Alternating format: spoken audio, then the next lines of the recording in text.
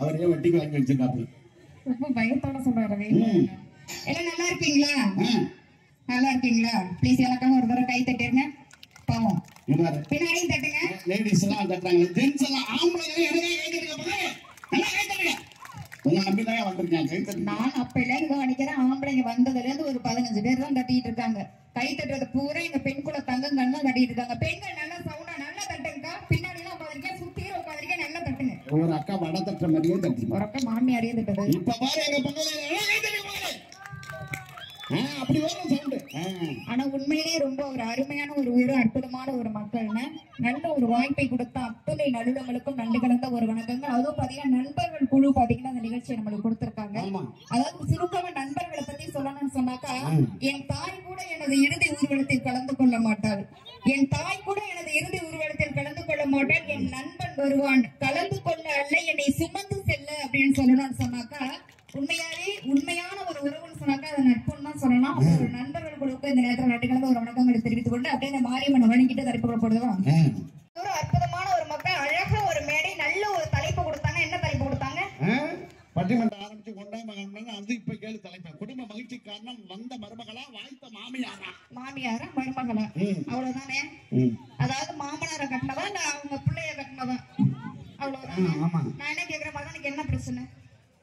எவ்வளவு நாள் ஆகுது? 3 நாள் முட்டி வலி. 3 மாசம். 3 மாசத்துக்கு இந்த புடம்பு புலம்பரியா இப்ப என் புருஷனுக்கு நான் கோயில் கட்டி கும்பிடணும். வந்து நின்னுட்டு என்ன பேச்சு? நானும் எவ்வளவு நேரம்னா பொறுமையா உட்காந்துருக்கேன். எங்க அம்மாட்ட நாங்க எப்படி வளர்ந்தோம் தெரியுமா? எங்க அம்மாட்ட நாங்க இப்படி வளர்ந்தது. நான் என்ன கேட்கிறேன், உங்க அம்மாட்ட வளர்ந்தப்பதான் நீ சந்தோஷமா இருந்த அப்படின்னாக்கா உங்க அம்மாவுடைய புளிப்பானை வச்சு பொத்தி வச்சுக்க வேண்டியதானே? எதுக்கு ஒரு 20-25 வயசானவங்க நான் இத்து போன மூஞ்சால ஒரு போட்டோ எடுத்து வச்சுட்டு ஜாதகத்தை எடுத்து வச்சு ஓ வீட்டுல போட்டுருக்கா, ஓ வீட்டுல போட்டுருக்கா. எதுக்கு எங்க வீடு தண்ணி ஏன் பிச்சை எடுத்து நல்லா தட்டுக்கா? ஏன் பிச்சை எடுத்து வரீங்க? நாங்க தான் வர்றோம்ல, நீ வேணாம் ரிசல்ட் பண்ண வேண்டியதானே? நீ மாப்பிள்ள வீட்டுக்குள்ள இருக்க எதுக்கு செலக்ட் பண்ற? எதுக்கு செலக்ட் பண்ணல? கைது பண்ணல. என் வீட்டு வாசல்ல ஒரு நாய் நின்னா கூட தான் எட்டி பாப்பேன். நாங்களும் எந்த நாய் எட்டி பார்க்கணும் தான் பார்த்தோம். ஹலோ ஐயா, நான் வன்மையா கண்டிக்கிறேன் ஐயா. கூட கம்முன்னு உட்கார்ந்துருந்தீங்க, இவன் என்ன சிரிக்கிறீங்க? நான் என்ன கேக்குறேன், அப்படி ஒரு மருமகளை கட்டி அந்த வீட்டுல சந்தோஷமே இல்ல, ஒரு பொண்ணை கட்டி நிம்மதியே இல்லைன்னா எதுக்கு 3 முடிச்சு போட்டு ஏங்க கல்யாணம் பண்றீங்க? ஆண்கள் சார்பா கேக்குறேன், யாருங்க 3 முடிச்சு போட்டாங்க? நான் எல்லாம் கொண்டு போனேன், யார் புடுங்கினா யார் கட்டானே தெரியல. ஒரு முடிச்சுதான் நான் போட்டேன், 2ஆம் முடிச்சு எங்க அக்கா போட்டது, 3ஆம் முடிச்சு ஊர்ல பெரியவங்க போட்டாங்க. யாரோ கட்டின தாலிக்கு நான் புடிச்சா இருக்கேன் சார். யாரோ கட்டின தாலிக்கா? அப்படிலாம் சொல்லாதீங்க. இதுல வேற இங்க இந்த மாமியார் வந்தோடனே பாத்தீங்கன்னா அப்படியே ஒரு டெஸ்ட் வைப்பாங்க. பொண்ணுக்கு ஆட தெரியுமா, பொண்ணுக்கு பாட தெரியுமா, பொண்ணுக்கு ஓட தெரியுமா? ஏன் ஒலிம்பிக்ல ஓட புரியல? பொண்ணு அப்படியே கிளி மாதிரி இருக்கணும், ஏன் ஜோசியமாக்க புரியல? பொண்ணு சுண்டி விட்டா ரத்தம் வரணும், அதுக்கு சொரிசரம் உள்ள பிள்ளைய பார்த்தா கல்யாணம் பண்ணும். உங்களுக்குலாம் பொண்ணு கொடுத்ததே பெருசு உங்க பிள்ளைங்கலாம். இது அவங்களுக்கு வேற வரதட்சணை என்ன கொடுப்பீங்க? கட்டு கொடுப்பீங்களா, பீரோ கொடுப்பீங்களா, நகை நட்டு போடுவீங்களா? ஏன் பிச்சை எடுக்கிறீங்க வரதட்சணை கேட்டு? எங்க வீட்டுல கிரைண்டர் இல்லாம இருந்தா சரி, புது கிரைண்டர் அரை பேன கொண்டு வந்த. சரி, எங்க வீட்டுல மிக்ஸி இல்லாம இருந்தா நீ புது மிக்ஸி தான் அரை பேன கொண்டு வந்த. எங்க வீட்டுல கட்டில் இல்லாம இருந்தா நீ புது கட்டில் தான் படுப்பேன் கொண்டு வந்த. ராத்திரில நீ பயப்படையால மாப்பிள்ள கூட படுத்திருந்தாரு. இது பயப்படுவாங்க. அப்ப வரதட்சணை வாங்க தப்பு இல்ல. வரதட்சணை வார்த்தையே தப்பு கிடையாது. வரதட்சணைன்னா அது மாத்தியாச்சு, அதுக்கு பேர் திருமண நிவாரண நிதி. புரியல எப்படி? இப்ப நான் சொன்னா எல்லா ஆண்களும் கைத்துட்டாங்க பாரு. வெள்ள நிவாரண நிதி ஒண்ணு கொடுக்குறாங்கன்னா, சுனாமி நிவாரண நிதி ஒண்ணு கொடுத்தாங்க, வறட்சி நிவாரண நிதி கொடுத்தாங்க. அவ்வளவையும் கொரோனா காலத்துல கவர்மெண்டே 4000 ரூபாய் காசு கொடுத்துச்சுல. 1 மாசம் 2 மாசம் வர்ற கஷ்டத்துக்கே கவர்மெண்ட் நிவாரண நிதி கொடுக்குது. உன்னைய கல்யாணம் பண்ணி குடும்பம் நடத்துறாங்க, என்ன பெரிய கஷ்டம்.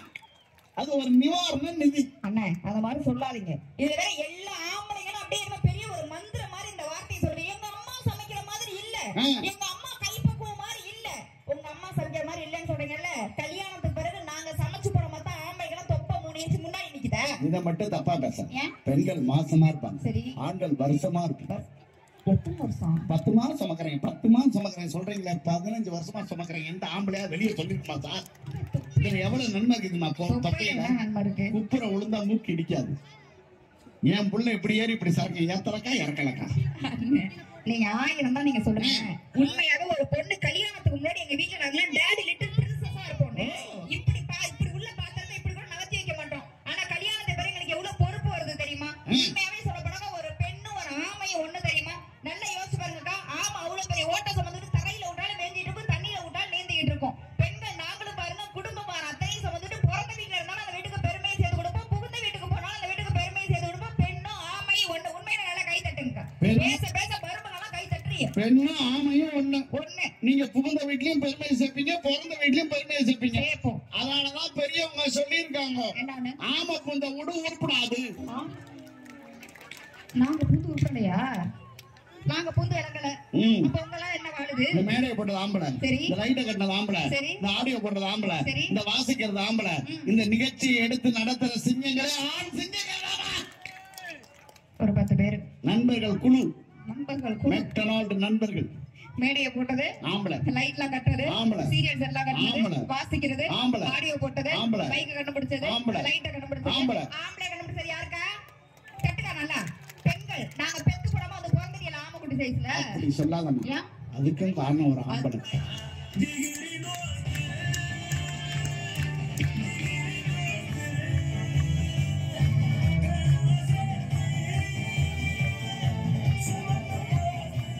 எப்படி வாசித்தான் பாரு.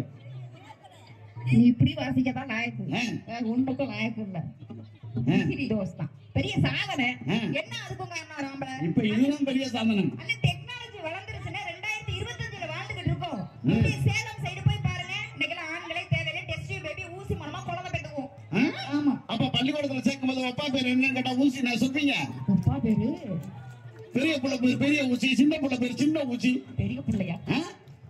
தாத்தா பேர் தடுப்பூசி, குழந்தையா பேர் கொண்ட ஊசி, குண்டூசி.